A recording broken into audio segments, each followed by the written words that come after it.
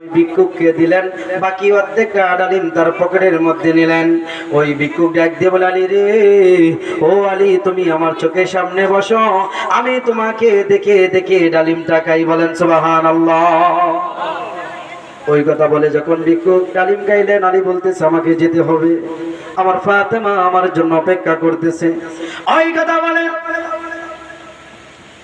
হযরত আলী যখন বাসার মধ্যে চলে যাবেন, ওই ভিক্ষুক পিছন দিয়া ডাক দিয়া বলেন, আবার পিছন দিয়া ডাক দিয়ে বলে, ও আলী, ও আলী, তুমি বাকি অর্ধেকটা ডালিম যদি আমারে দিয়া দিতা, আমার কলিজাটা ঠান্ডা হইতো।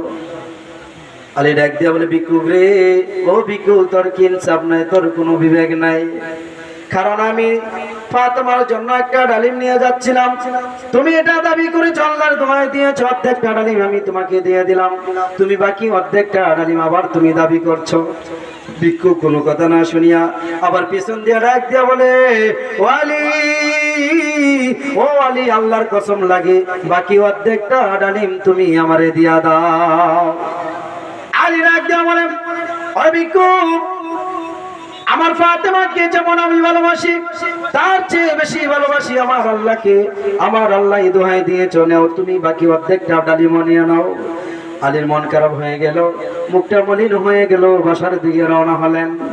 খালি হাতে যখন রওনা হলেন, চিন্তা করতেছে, আমার ফাতেমা তো জীবনে আমার কাছে কোনো কিছু চাই নাই, একটা ডালিম মাত্র চেয়েছিল, তারপর আমি নিয়ে যেতে পারলাম না।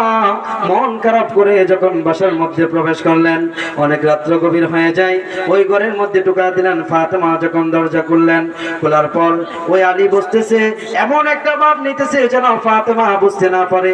বলতেছে, ফাতেমা, অনেক রাত্র হয়ে গেছে, চলো আমরা শুয়ে যাই। ওই কথা বলার পর ফাতেমাকে নিয়ে যখন তাকে শুয়ে গেলেন, শুয়ে যাওয়ার পর হঠাৎ করে আবার যেন ঘরের মধ্যে, ওই গভীর রাতে ঘরের মধ্যে কে যেন টোকা দেয়। বলেন আল্লাহু আকবার। ঘরের মধ্যে কে যেন টোকা দেয়। আলী ডাকতে বলে, কে গো, এত রাত্রে তুমি আসলে? হযরত সালমান রাদিয়াল্লাহু তাআলা ডাকতে বলে, ও আলী, ও আলী, আমি সালমান এসেছি জান্নাত থেকে, আল্লাহ রাব্বুল আলামিন তোমার কাছে আমারে পাঠাইছি। ওই কথা বলার পর আলী যখন দরজা খুললেন, দরজা খোলার পর ওই সালমান ডাকতে বলে, আলী, ও আলী, আল্লাহ রাব্বুল আলামিন জান্নাত থেকে আমাকে তোমার কাছে পাঠাইছে। আলী ডাকতে বলে, সালমান কেন আসছো বলো। তখন ওই সালমান ডাকতে বলে, আলী, আল্লাহ রাব্বুল আলামিন জান্নাত থেকে তোমার জন্য 9টা ডালিম পাঠায়া দিছি। আর আওয়াজ করবেন আল্লাহু আকবার। সালমান ডাকতে বলে, আলী, জান্নাত থেকে আল্লাহ রাব্বুল আলামিন তোমার জন্য 9টা ডালিম পাঠিয়ে দিয়েছে।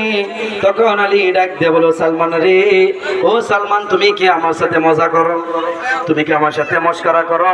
সত্যি করে বলো, তুমি ডালিম কার বাগান থেকে চুরি করে এনেছো?